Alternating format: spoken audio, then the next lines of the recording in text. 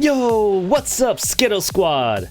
This is Kelvin here, and today we're going to be making a Dungeon Quest video, this time on how to make gold extremely fast.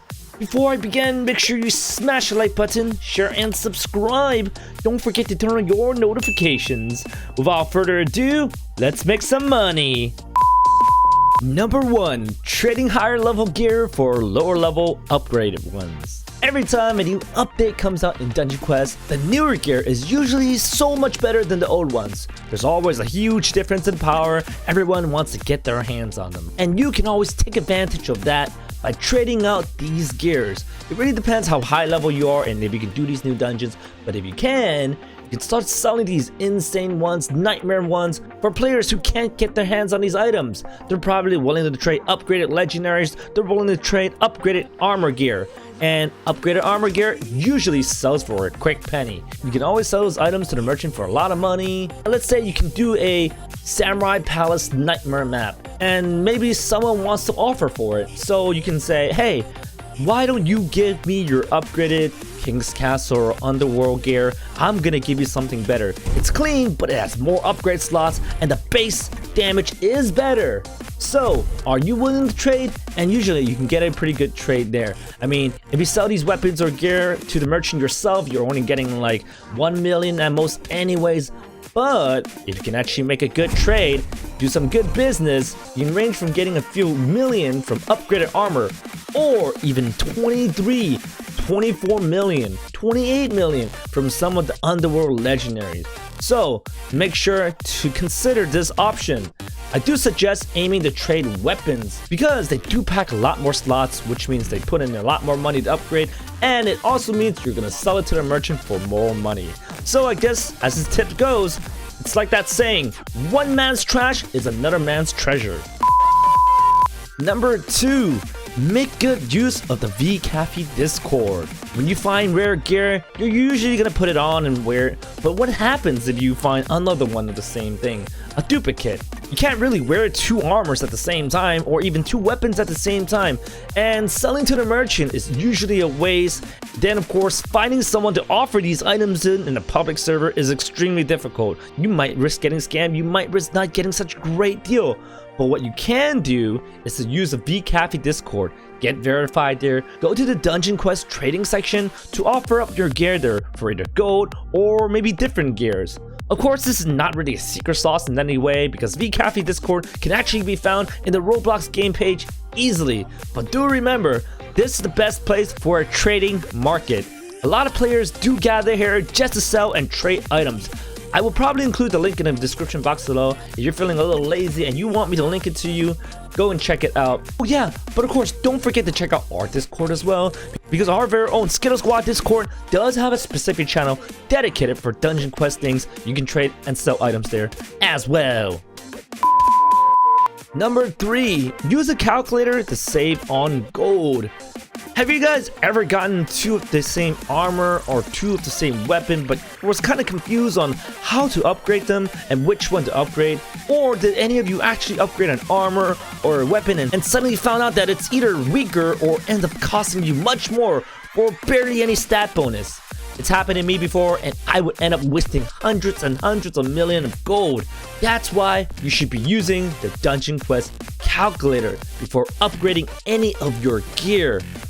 This calculator allows you to determine how much potential your gear is before you max it out, and you won't waste your hard-earned money there. It also allows you to find out how much gold it will take for you to fully upgrade your very own weapon piece or gear. I will have the Dungeon Quest calculator link in the description box below. In conclusion, for tip 3, learn to save money, use the Dungeon Quest calculator. Number 4. Playing on multiple accounts. I mean, this one is pretty self-explanatory, and maybe some of you are doing it already, but it is really good to remind you guys. You can always make multiple accounts. Roblox accounts are free to make, and you can make them join your dungeons, and maybe your main account can beat it, and you'll end up with extra item and extra gold. In many households, your family, maybe you can find multiple smartphones, tablets, laptops, or even computers. Make use of them, don't just have them lying around. As long as you have the Wi-Fi for them, you can surely make multiple accounts joining into your dungeon and make some extra cash. finish. And of course, if you're looking for a fast way to level up some of these alts, if you haven't started already, definitely go check out my other video called How to Level Up Fast in Dungeon Quest. Use these multiple accounts, get items, get gold, sell the items, make gold. You know what I mean. Let's move on. Number 5. Knowing how much gold you make per dungeon is important. Would you guys ever do a job and not know how much your boss is paying you? I mean, if you said yes, you're probably a T-Rex. But anyways, knowing how much gold you make per dungeon is important. If you don't do much trades with other players, this might not be as important. But let's say you wanted to buy a purple enchanted fan from someone else, maybe for, let's say, 50 million. Don't you want to know how much time it's going to take for you to actually get enough money to see if it's worth buying? So in this tip, I want to be listing out all the dungeons and the amount of gold you can make per dungeon. Do note, if you have a 2x gold game pass, you obviously be making 2x the gold. And remember that if you're doing hardcore, you're going to be getting extra items. If you have the extra item game pass, you'll get even more items beyond that. So it does become a bigger number the more game passes you have. So let's start the list right now. Starting off with Desert Temple. When you finish a dungeon in easy, you'll be making 200 gold, medium 400, hard 800, insane 1600, nightmare 3000. Of course, once again, as a reminder, if you got a 2x gold game pass, you'll be making 2x the gold. Then we move on to Winter Outpost. Easy mode, we got 6000, medium 16,000, hard we got 27,500, insane we got 43,500, nightmare we got 65,000. Then Pirate Island. 80k for insane mode, 105k for nightmare. Moving on to King's Castle. Insane, we have 185k. Nightmare, we have 250k. For the Underworld, you're going to be making 400k for insane. Then 500,000, 500k as you finish Nightmare. Samurai Palace. For insane mode, 750k. For nightmare, 1.2 million. I do want to stress, at 2x gold, you'll be making 2.4 million, which is ridiculous. And for all these dungeons, I haven't even considered the fact that you can get all this gear, you can sell the gear, so you'll be packing a lot of gold per dungeon. And definitely do hardcore mode if you guys can. It means an extra item, one more item to sell. It does help with how much gold you get per hour. Number 6, know what to sell to the merchants and what to sell to players. This tip right here is based on my opinion, so you guys might not find it completely helpful or you might not agree.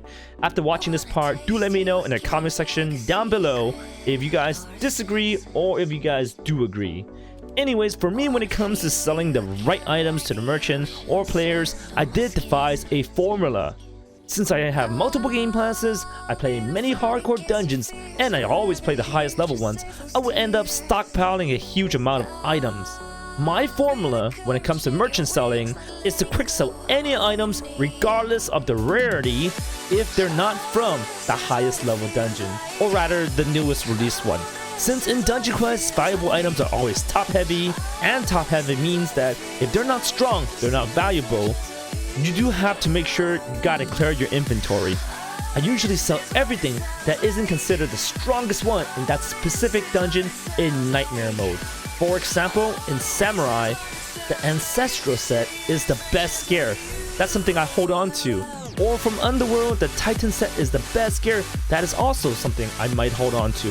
By following this specific formula, I do find out that my inventory is very well organized, and I do end up selling enough items to stockpile a huge amount of gold. As for all the leftovers, the legendaries, the highest level armor, that are blue, purple, I usually go on the VCafe Discord or the Skittle Squad Discord and offer trades and see who could either buy them off me for gold, or I can even trade them for better gear. Thank you so much for watching, everybody. If you did enjoy this video, or if you found it helpful, if you made some good cash, make sure you like, share, and subscribe. And of course, turn on those notifications. Until we play again next time. Peace out, y'all.